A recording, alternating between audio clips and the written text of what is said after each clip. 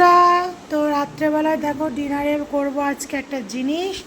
তো যার জন্য দেখো ময়দা মাখিয়েছি, আর এখন এই দেখো এই নই কেটে নিয়েছি। এখন এই যে বেলনা চাকি দিয়ে বেলা হবে। আর তোরা দুজন কি করছিস বল? আমি আটা দিয়ে বেলবো এটা। বেলছিস না খেলা করছিস, বদমাইশি করছিস? বেলবো, আমরা সিঙ্গাই মারবো।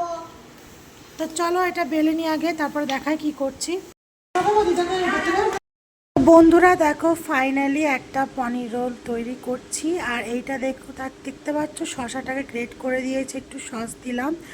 আর পনির রোলটা করছি আমার দিদার জন্য, যেহেতু আমার দিদা নিরামিষ খায়। তো মানে একদমই বিধবা মানুষ, তো নিরামিষ পেঁয়াজ রসুন কিছু খায় না।